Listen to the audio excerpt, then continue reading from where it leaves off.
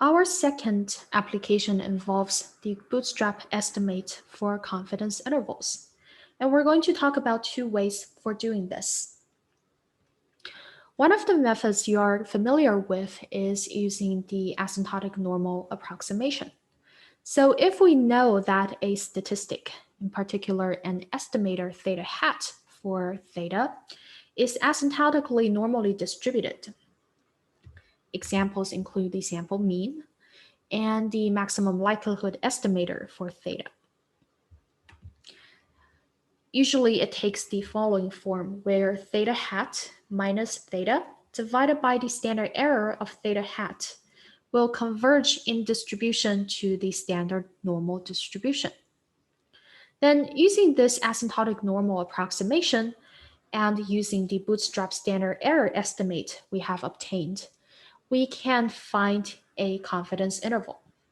For example, a 1 minus alpha times 100% confidence interval in this case can be given by theta hat minus z times the standard error of theta hat. So this can be the bootstrap standard error estimate we obtained, to theta hat plus the corresponding z times the standard error estimate we obtained using bootstrapping.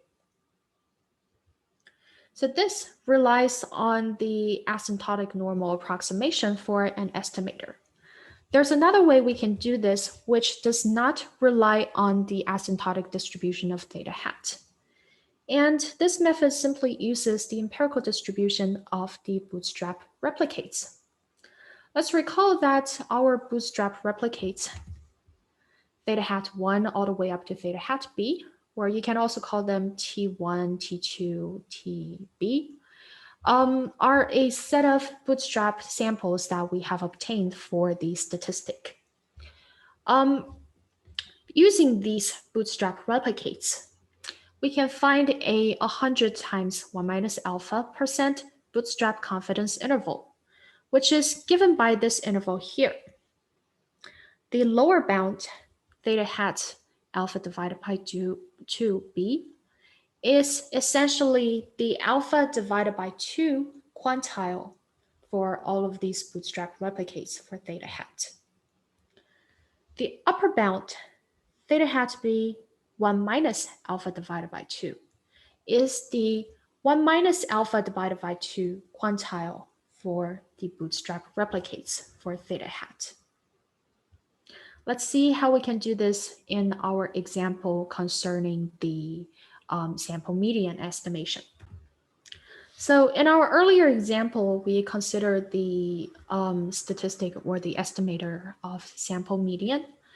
We found the sampling distribution or the bootstrap sampling empirical distribution of the sample median, and we also found the standard error estimate by taking the standard deviation of the bootstrap replicates.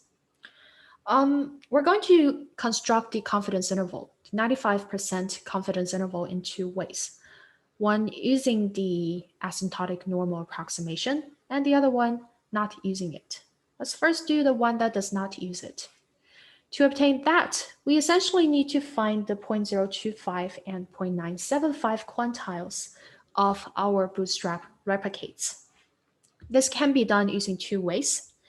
The first way is you sort your t's from smallest to largest, and then take the corresponding values. So the b times 0.025 entry and the p times 0.975 entry. And this gives you the bound of 0.378 to 1.02. Equivalent to this is finding the quantile of t with probabilities 0.025 and 0.975.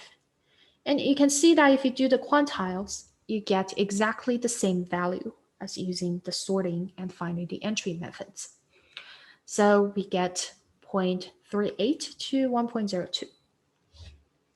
So we can compare this with the interval given by the asymptotic normal approximation. So in fact, the sample median is asymptotically normally distributed. So the sample median minus the population median divided by the standard error so the square root of 1 over 4n times something, is actually asymptotically normally distributed with mean 0 and standard deviation of 1. So we can use the normal approximation to construct a 95% confidence interval for the sample median. And that's given by t minus q norm 0.975 times the standard error, so SD of t's. And the upper bound is t plus q norm times the standard error. And that gives us 0.37 to 1.00, which is actually quite close to the one that does not rely on the normal approximation.